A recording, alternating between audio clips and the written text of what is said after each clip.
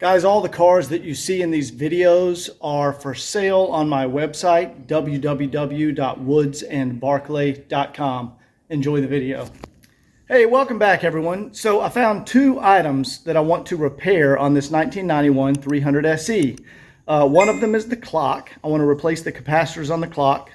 And the other one is the passenger side vanity mirror lid. So let's go ahead and dive in and I'll show you what those items are. All right guys, what you can see here, this is the passenger side visor mirror. And we can see the lid has snapped off. Now this is a common problem you see on 123s and 126s. This plastic is just fragile, and it looks like the issue here is the little clips snapped right here so they don't connect into anything. So this is an easy repair if you have an original old stock replacement, which I do. I pulled this out of another 126 chassis. So what we're going to do, this is the insert that the lid attaches to. So the frame is good, it's just the insert that has the problem. And this insert can be popped out. Okay, so this insert just pops out and everything is good under here. There is our issue. The little ear, the little tab right there that the visor lid clips onto has broken. So we're just going to set that aside. And here is a same model year, original, and this one's in good working condition. So we just want to pop out the insert because the frame on here is good. We want to pop out the insert. There we go. Boom. See, it's the same exact internals. And we just want to slip this right down into here. There we go. Boom. And there we go, guys. We now have that repaired, and that is not a problem. So we'll put this back in the car. That's a really easy fix. Okay, you can see we're back in the car and I've remounted the passenger visor.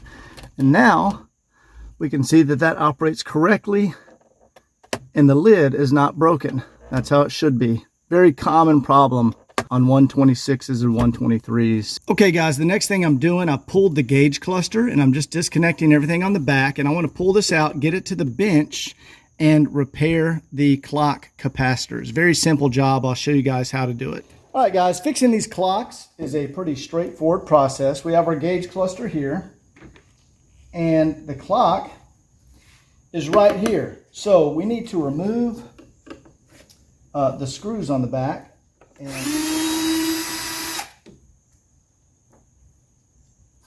Okay, we're also going to remove, this is the thermometer.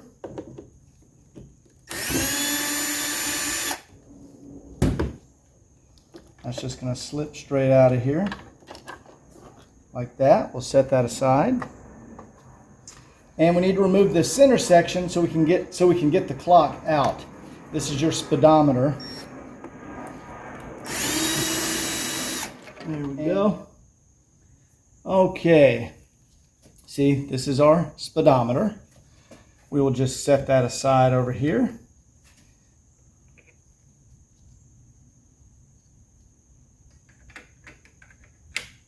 Okay, now we can get the clock assembly out. So we'll just lift this straight out of here like so. And good. This is what we want to repair. So let's go ahead and set our gauge cluster out of the way. Here's your clock assembly right here. And there's a capacitor. This capacitor, over time, fails and wears out. And you just need to replace this capacitor and then your clock will start working again. So let's go ahead and disassemble this. Okay, I use some little microchip pullers to do that. And just go right around the edge. And that just pulls right off. Look how bright these are. These have never been out in the sunlight at all. No UV damage. All right, we're going to set those aside right here. All right, then we're going to just loosen the face because we're going to slip the clock out right through this way. So we're going to be able to lift up the face a little bit. But first, I want to get back here. And we want to loosen, let's see, I think it's 1, 2, 3 screws. That's for the RPM gauge. And then the clock are these right down here. Now here's a ground right here. And so we're going to need to break the solder joint on that ground to push the clock through. So let me get the soldering gun. And it'll just push right through when we do that. There we go. See, it just popped right through. And we can slide this clock assembly right out the side. All right, there we go. So we're going to set this aside now. We'll come back to this later. And what we want to do here is replace this capacitor. These are what fail and make the clock stop working. And some of them have 2, some of them have 1. Here's my replacement capacitors here. Now we have a negative leg and a positive leg. You guys probably can't see that. You guys aren't going to be, you can see the very small positive and the very small negative. When we install our replacement capacitor, we need to make sure we get the negative in the right hole. And there's the negative leg right there. All right, there we go. So we've got our replacement capacitor in here.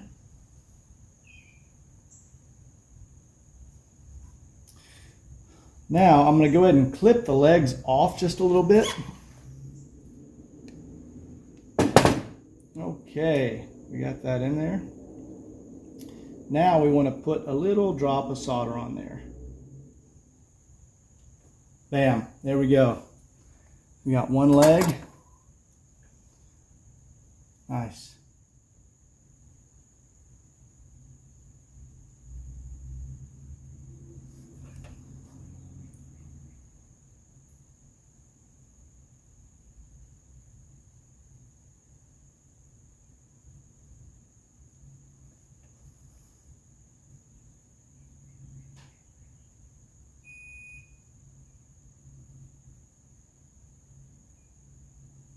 There we go, guys. Perfectly soldered back in there. There's our replacement capacitor.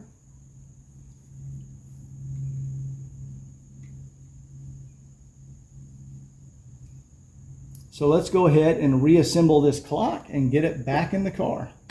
All right, one thing we want to check before we reassemble the clock in the car is that our adjustment gear actually makes proper contact with the clock gear to adjust our clock, and it in fact does. So now let's put back on our hands. There we go. Move that around to the 12 o'clock position.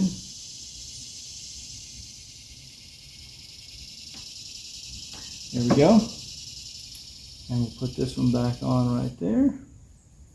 Make sure that one's at the 12 o'clock position. Good. And we'll snap that one back on there. Now let's just make sure they turn. Perfect. And we have those perfectly lined up. All right, guys. This is ready to install back in the car.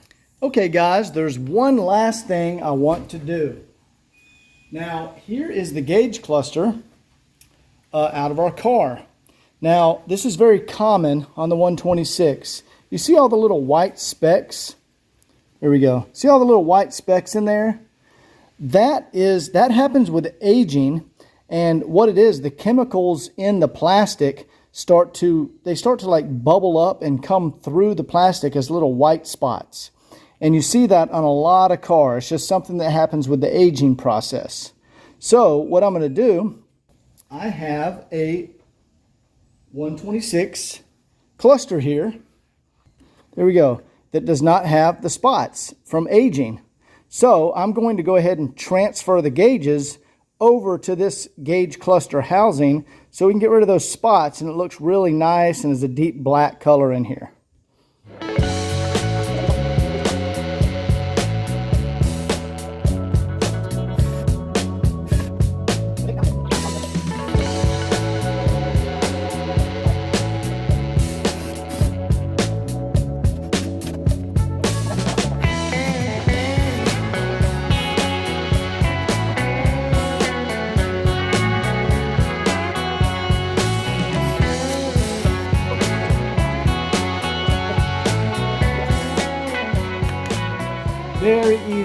you guys. Just take your time.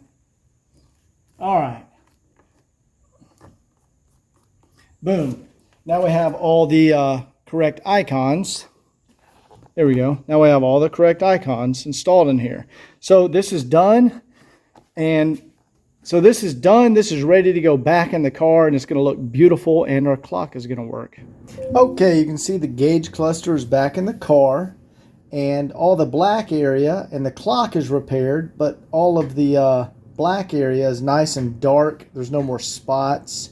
Our clock is correctly ticking.